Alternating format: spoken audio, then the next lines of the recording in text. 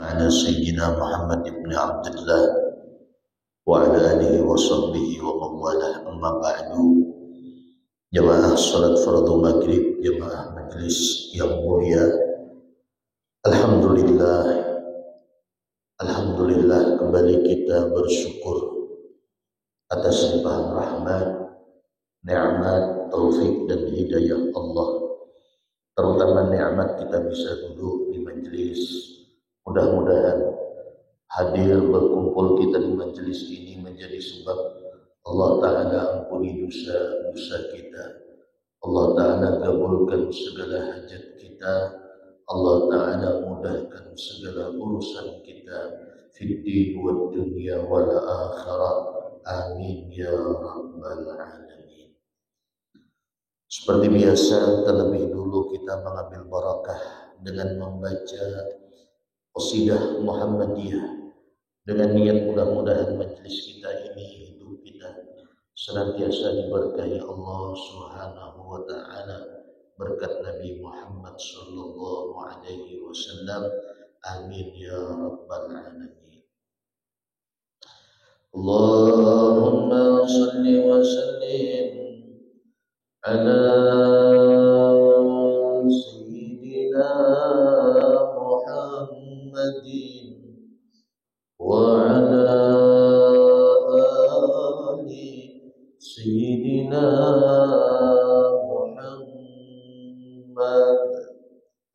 Ya Rabbi bil Mustafa balligh maqasidana waghfir lana ma madha ya wasi'an karami. Ya Rabbi bil Mustafa balligh maqasidana waghfir lana ma madha ya wasi'an karami. Muhammad ashraful a'rabi wal ajami. Muhammad khairu man yamshi ala qadami. Muhammad basitul rufi jami'un. Muhammad sahibul ihsani wal karami. Muhammad tajur lillahi qatibatan. Muhammad sadiqul aqwali wal kalimi. Muhammad sabiqul mizan hafizun. Muhammad al-tayyib wal akhlaqi wasyiyami. Muhammad ru'iyat bil nuri tinatun. Muhammad lam yazal bila qadami. Muhammad hakimul bil adli rafi. Muhammad ba'dinul ilmi wal hikami. Muhammad khalqillahi min mudari.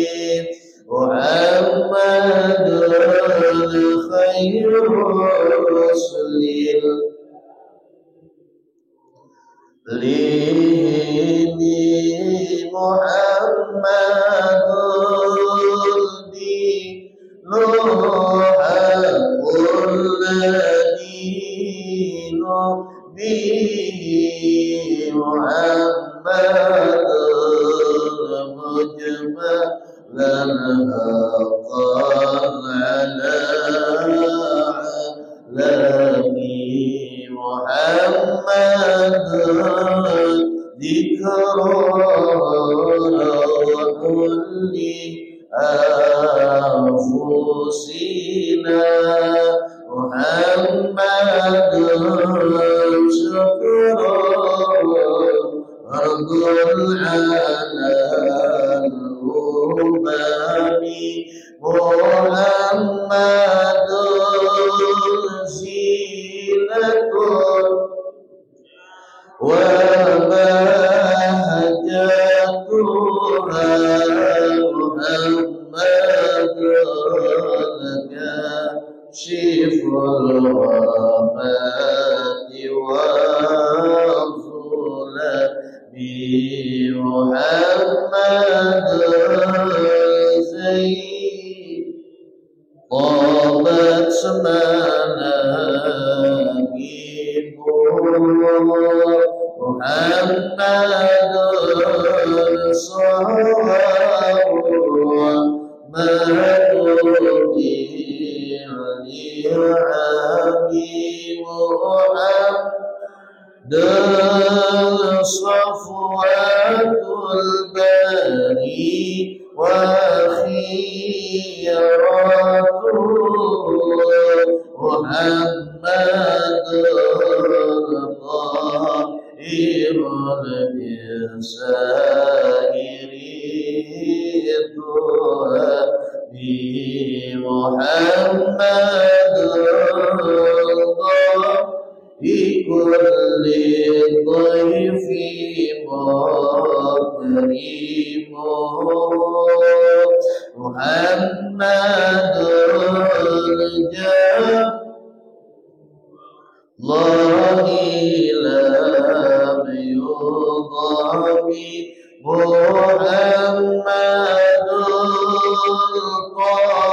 طابتي بما عساته محمد جاء بالآيات والحكم محمد يوم بعث الناس شافعون محمد والهادي بلا ظلم محمد قائم لله إبراهيم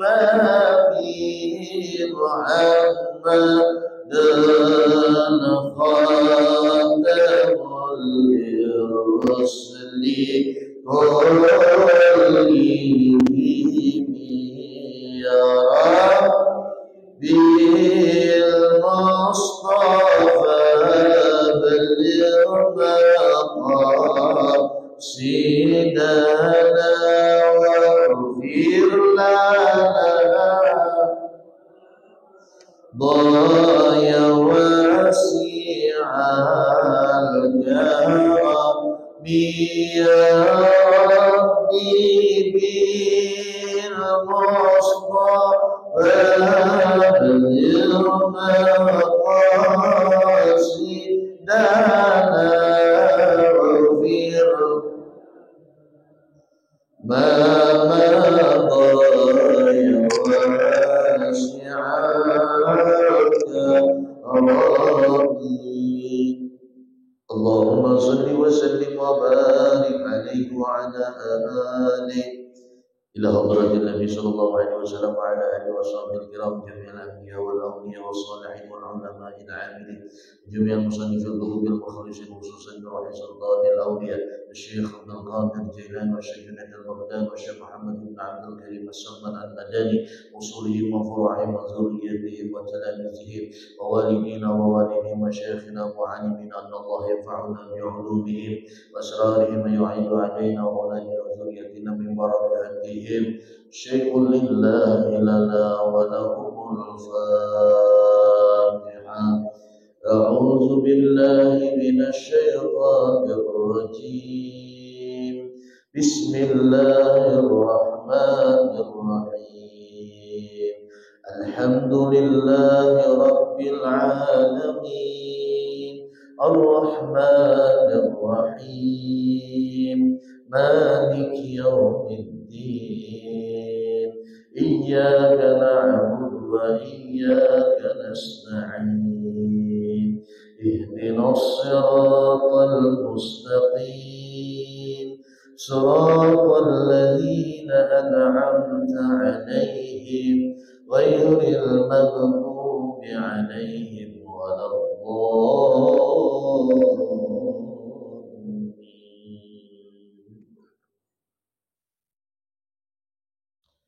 Bismillahirrahmanirrahim.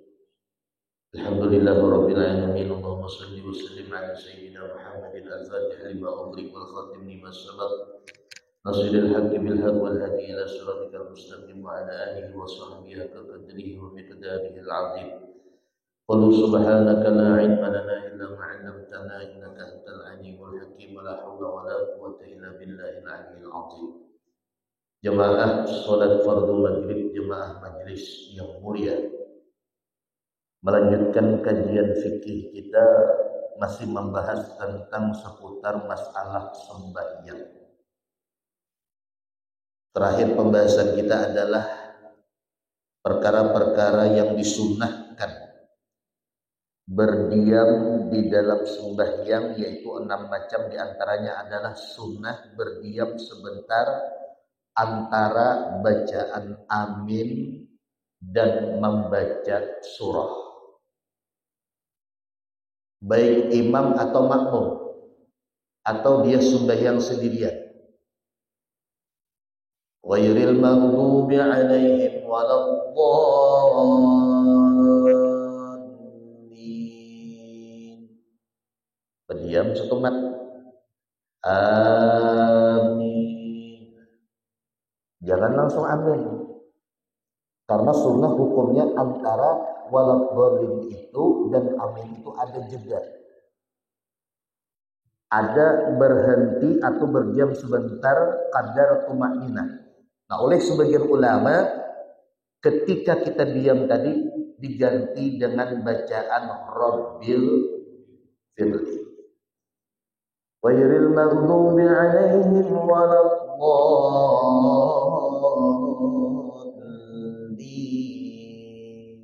Rabbil firli. Amin.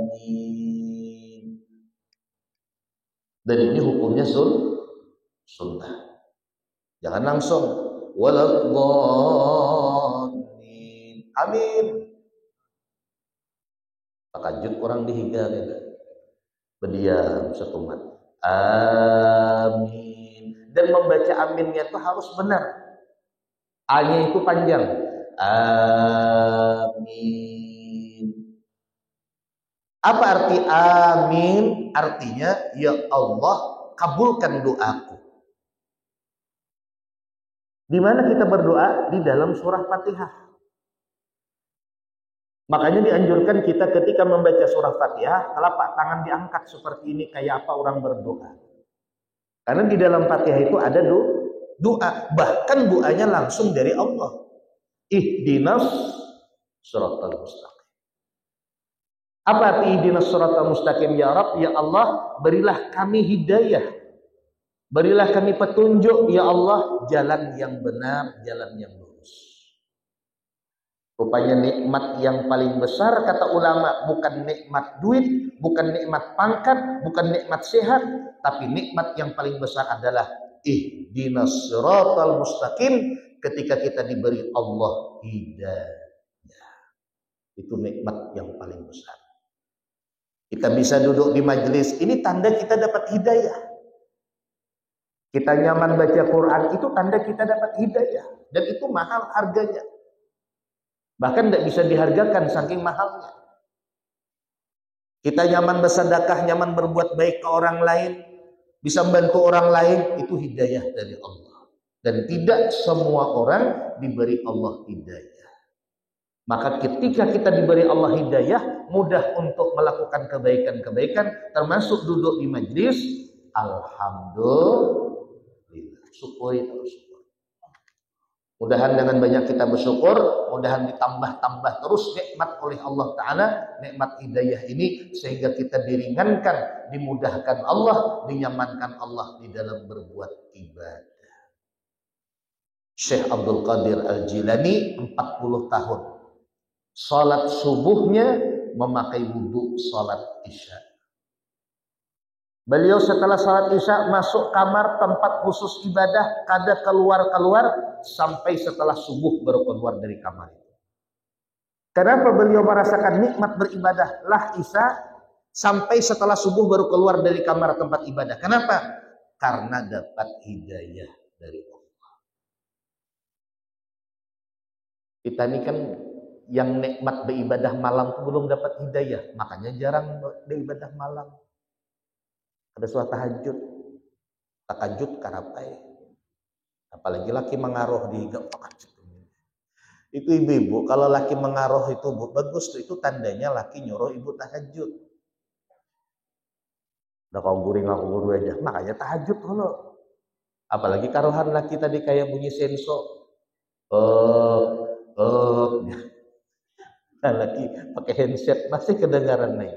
Itu tandanya jangan laki tahajud. Nah, tahajud kenapa guru aja. Nah, jadi orang-orang yang dapat hidayah ini orang-orang yang dipilih oleh Allah Subhanahu wa Ta'ala. Lah, tidak bisa ibaratnya tuh kalau kita ini kada dipilih Allah, mungkin kita berat untuk ke majelis ini Bapak Ibu. Tapi alhamdulillah malam ini insya Allah kita termasuk orang yang dipilih oleh Allah sehingga mudah nyaman duduk di majelis. Alhamdulillah. Nah, habis sudah tentang pembahasan diam yang disunahkan di dalam sembahyang. Pasal yang keempat pada menyatakan perkara-perkara yang makruh di dalam sembahyang. Makruh itu kalau kita lakukan tidak sampai membatalkan sembahyang. Hanya dibenci oleh Allah. Jadi ada sesuatu itu yang dibenci Allah tapi tidak berdosa, yaitu hukumnya makruh. Contoh, makan jengkol, petai, bawang, itu makruh hukumnya. Tapi tidak berdosa. Alangkah baiknya ditinggalkan. Kan gitu. Nah, ada beberapa perkara yang dimakruhkan di dalam sembahyang, yaitu ada 30 perkara yang dimakruhkan di dalam sembahyang. Banyaknya lah. Mudahan jangan tegawi ini lah. Yang pertama, makruh di dalam sembahyang berpaling ke kiri atau ke kanan dengan mukanya. Berpaling ke kiri, berpaling ke kanan dengan wajahnya. Itu makruh. Kalau dengan dadanya, batal sembahyang. Allahu Akbar. Hatinya merek sarung kawan BHS, mahal aja, mahal. Hatinya pulang yang dihiga merek sarung kawan Gajah Bati Haram. Habis dibacainya. Ini Mbak, muka kita nih, wajah kita nih ketika sembahyang oleh ke kiri ke kanan, itu makruh hukumnya. Tapi kalau dadanya yang ke kiri ke kanan, itu batal sembahyangnya. Allahu Akbar. Batal sembahyang. Karena yang wajib ngadep kiblat itu dada. Kalau wajah itu sunnah. Jadi kalau wajah nih ke kiri ke kanan, itu hukumnya hanya makruh. Makanya ada sebagian kiai di Jawa itu Pak, beliau kalau pakai sarung, pakai tape, mereknya itu di dalam beliau naruh, gak mau di luar. Karena kata beliau, jelas sudah di belakangnya baca. Apalagi model mereknya, bacaannya. Bejah duduk, bejah betungging. Di mana nukar aja bejah betungging nih, enak takoni gitu. Yang kedua makruh di dalam sembahyang memandang ke atas, makruh. Allahu Akbar, nah dipandangnya ke atas. Harapnya lampunya nih. Gimana nukar pangoros nih? Nak tukar yang ada di rumah aja. Akhirnya imam rokoknya belum rokok lagi. Asal melihat lampu harapan lagi. Itu makruh hukumnya, makruh. Makanya dalam sembahyang dari mulai takbiratul ihram Allahu Akbar, matanya ke tempat sujud. Kecuali nanti ketika membaca asyhadu alla ilaha illallah dalam tahiyat awal atau tahiyat akhir, jari telunjuknya diangkat asyhadu alla ilaha illallah. Mata kita yang awalnya ke tempat sujud sunnah dialihkan ke jari telunjuk yang terangkat tadi. Nah, sebentar aja Pak melihatnya. La wa asyhadu anna Muhammadar Rasulullah, kembali lagi ke tempat sujud penglihatan kita. Kemudian yang ketiga makruh di dalam sembahyang meletakkan tangannya ke atas mulutnya ketika sembahyang. Tidak ada sebab, kecuali ada sebab seperti menguap. Kalau dia lagi sholat menguap, lalu diletakkannya telapak tangannya ke mulutnya, maka itu hukumnya tidak makruh. Jadi kalau kita sholat, Bapak Ibu nguap, tutup aja mulut kita. Cuman cara nutupnya kata Nabi itu ada adabnya dengan tangan kiri, telapak tangan kiri yang di belakang. Nah, jadi kalau menguap, kalau batuk atau bersin dengan dua telapak tangan. Tapi kalau nguap, belakang telapak tangan. Kalau bahasa Arabnya nguap ini tasawuf. Tasawuf itu menguap. Di antara keunikan, mukjizat, di antara keanehan, keajaiban dari diri Nabi Shallallahu Alaihi Wasallam, beliau seumur hidupnya tidak pernah menguap. Tapi beliau mengajarkan ke kita apabila menguap, maka nutupnya dengan belakang telapak tangan kiri. Nah, jadi kalau waktu sembahyang menguap, tutup aja mulutnya. Ada muat Ustaz mun setangan aja danal muntong kok. Dua. Tapi jangan terlalu kuat membuka mulut lah kalau aku kada tertutup lagi. Engselnya rahangnya talih ini baru tahu. Ada tuh. Makanya disunatkan di dalam adab-adab menguap itu jangan terlalu kuat membuka mulut. Satu. Yang kedua jangan berbunyi. Kalau nguap itu jangan berbunyi. Ini kadang-kadang nguap berbunyi.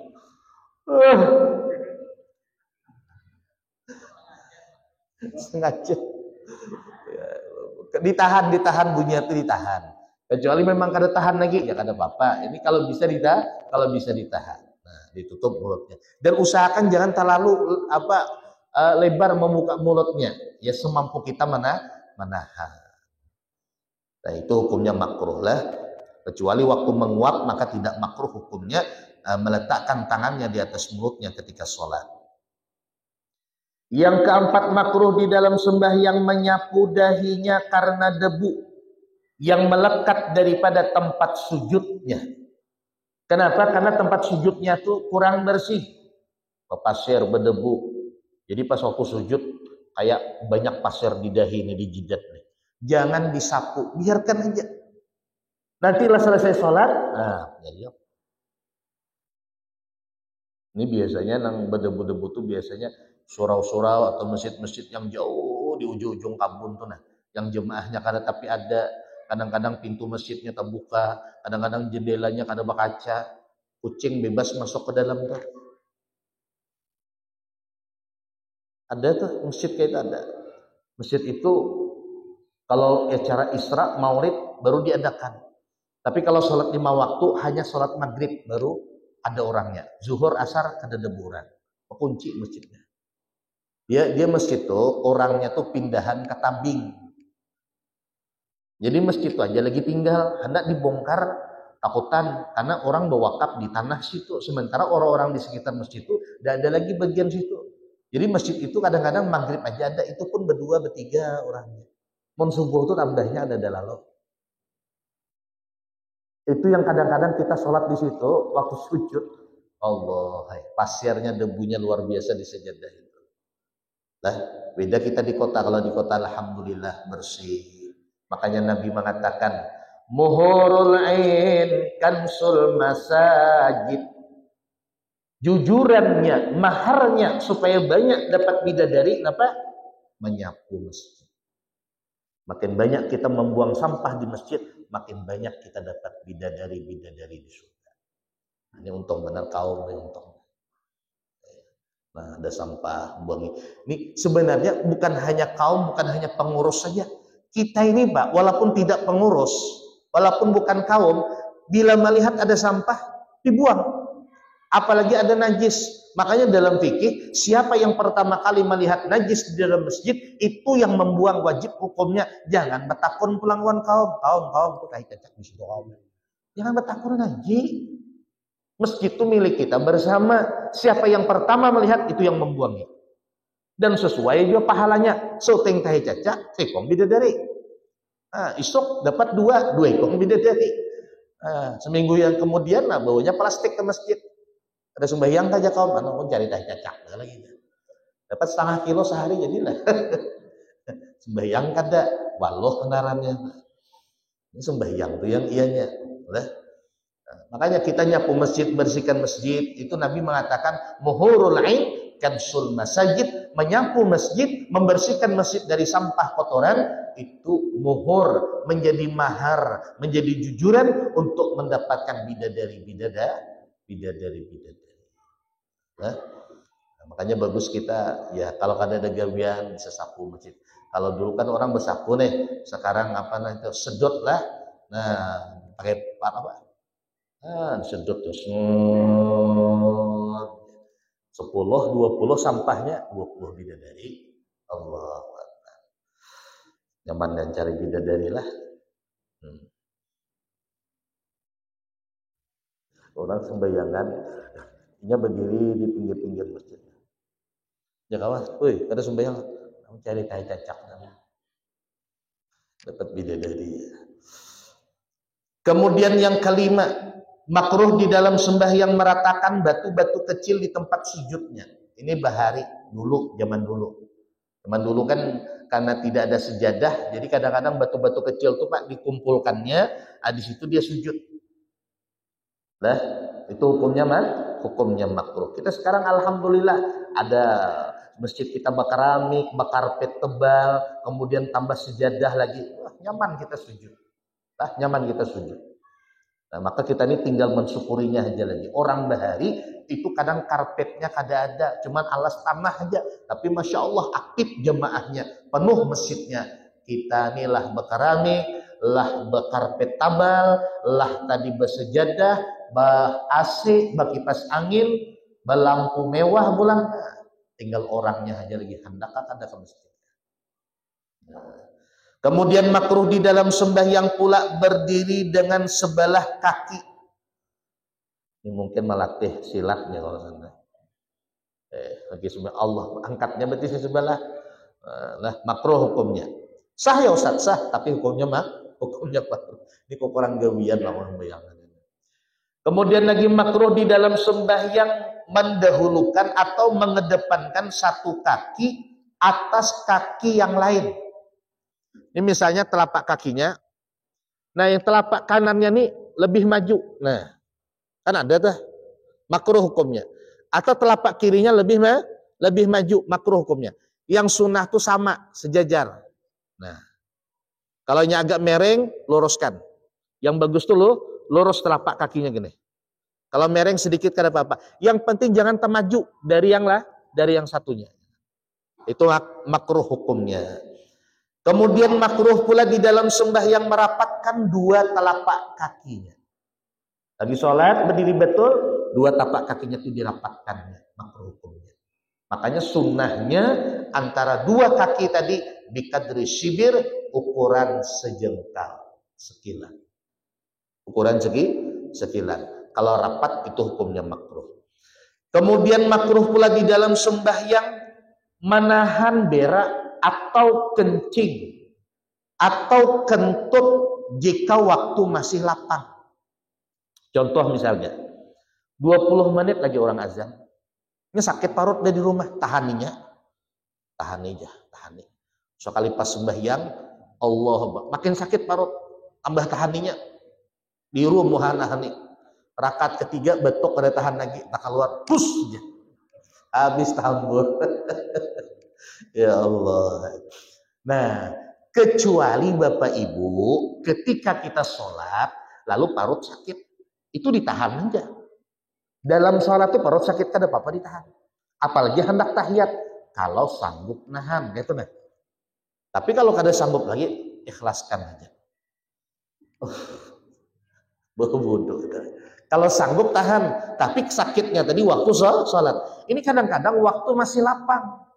20 menit lagi orang azan, tahan menahan nih.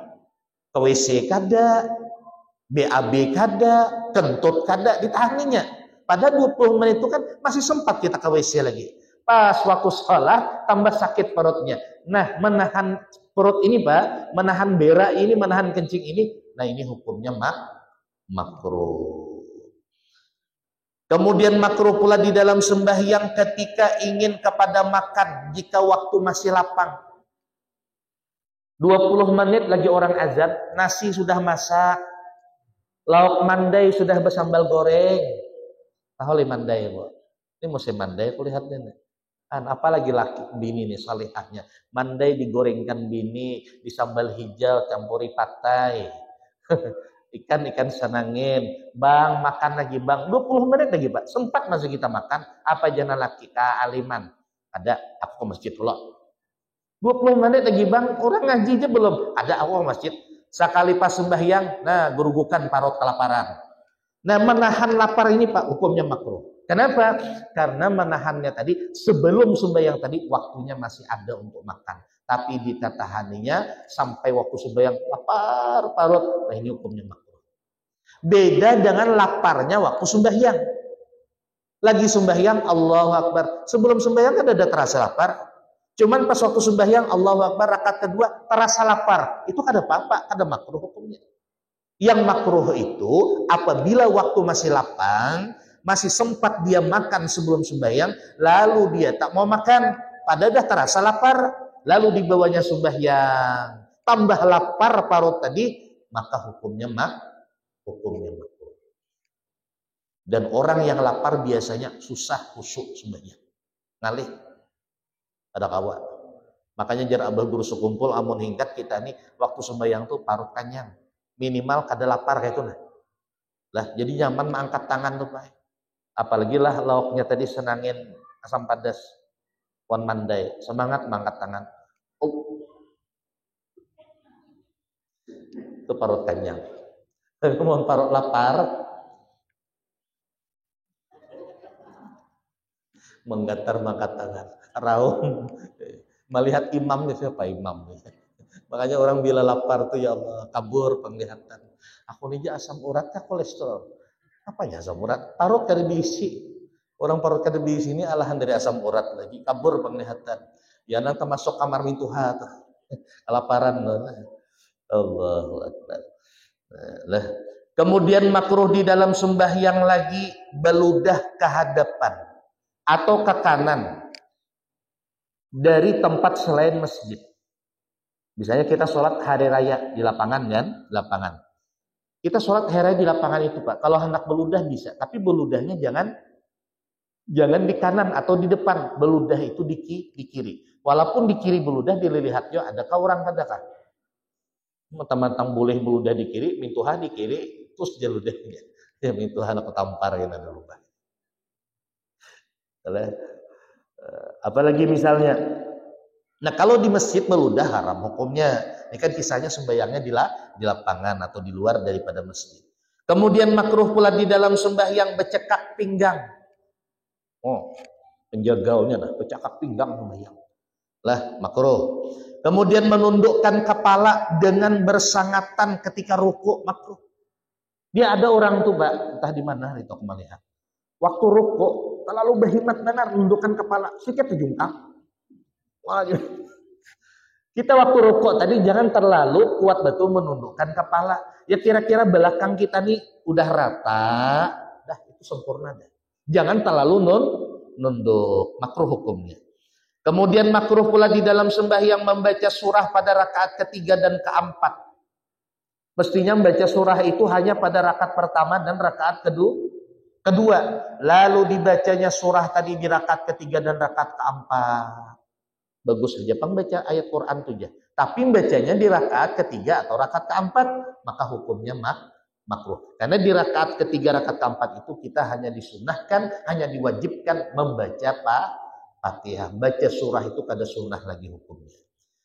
Kemudian makruh lagi di dalam sembahyang bersandar. Bersandar. Makanya ketujuh sembahyang di hadapan Tuhan. Makruh hukumnya lah bersandar. Maka perlu dicurigai. Allahu Akbar. Kemudian makruh lagi sembahyang menambah waktu pada duduk istirahat. Kan duduk istirahat tuh Pak sebentar aja waktunya. Ya kan bangkit dari rakaat pertama kita sunah sujud duduk istirahat. Inyak ada lawas duduk istirahatnya. Allah doa mahayal hanya berdiri itu makruh hukumnya. Kemudian menambah waktu kemudian memanjangkan tahiyat awal makruh. Mestinya tahiyat awal itu sampai wa ala ali sayyidina Muhammad, malah ditambahinya yang lain, doa tulak bala, doa doa arwah, doa selamat. Aduh, kacau aja kawan cekong. Kemudian yang ke-18 lagi membaca doa pada tahiyat awal makruh. Kemudian yang ke-19 meninggalkan doa pada tahiyat kedua. Allahumma gfirli ma qaddamtu wa ma akhartu. Ditinggalkannya baca itu makruh hukumnya. Kemudian yang ke-20 menyertai imam pada perbuatan sembahyang. Artinya kita sebagai makmum ini makmum bayi atau bersamaan dengan imam gerak-geraknya sholat, maka makruh hukumnya. Kalau mendahului imam satu rukun itu makruhnya tanjih, kuat makruhnya. Kalau mendahului imam 2 rukun maka batal sembahyangnya. Kalau menyamai itu hukumnya makruh. Serempak imam rukuknya. Pokoknya taumbai terus, nah itu makruh hukumnya. Yang afdal itu, yang bagus itu imam rukuk Allahu Akbar sampai imam batas rukuk, barulah kita di belakang Allahu Akbar. Jangan bersamaan dengan imam, hukumnya makruh. Kemudian yang makruh pula dalam sembahyang menyaringkan pada tempat perlahan atau sebaliknya. Kemudian yang ke-22 menyaringkan makmum pada belakang imam. Kemudian yang ke-23 sembahyang pada gereja atau gereja orang kafir, makruh hukumnya. Ada yang mengatakan haram. Nah, kalau dalam kitab ini makruh hukumnya. Kemudian yang ke-24 sembahyang di atas kuburan, makruh. Orang gawian. Tempatnya sejadah di atas kuburan, makruh. Kemudian yang ke-25 sembahyang di tempat mandi walaupun bersih. Bersih guru aja haram pulang di kamar mandi mampar sejadah, makruh juga. Kemudian yang ke-26 sembahyang di loteng Ka'bah. Nya umrah, bawanya tangga dari tembilahan. Jangan tangga, naik ke Ka'bah timbak polisi, pop timbak. Orang gila aja polisi ini. Nah, sembahyang di loteng Ka'bah, di atas Ka'bah tuh hukumnya makruh lah. Kemudian yang ke-27 sembahyang pada kain atau baju yang ada gambar-gambarnya lah makruh juga. Jadi mau meningkat kita Bapak Ibu punya sarung, punya baju, jangan yang bergambar-gambar. Apalagi betul tulisan macam-macam tulisannya tadi. Tulisannya. Pergi ke sekolah belajar fisika aja. Pantun pulang, baju kaosnya di belakang tuh. Belajar fisika biar lulus ya. Supaya silaturahim tidak terputus, minjam dong 100 ya. Aduh, dibaca minjam dong 100 ya. Nah, jadi kalau baju kita ini Bapak Ibu betul tulisan tuh pasti dibaca orang di belakang. Kemudian yang ke-29 sembahyang ketika sangat mengantuk, yang ke-30 menyingsing kain atau baju. Nah ini hukumnya makruh. Pasal pada menyatakan yang membatalkan sembahyang wa ilahuna wallahu a'lam bissawab. Al-Fatihah. Ar-Rahmanir-Rahim.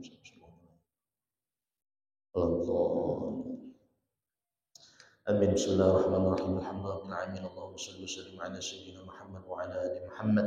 Allahumma ighfir lana ma akhtana wa ma ta'ammadna wa ma asrarna wa ma a'lanna wa ma anta a'lamu bihi minna anta al-muqaddim wa anta al-mu'akhir la ilaha illa anta muqallibal qulub tsabbit qulubana ala dinika wa ala ta'atik subhanaka Allahumma bihamdik asyhadu an la ilaha illa anta nastaghfiruka wa natubu ilaik wa sallallahu ala sayyidina Muhammad walhamdulillahi rabbil alamin. Taqabbalallahu minna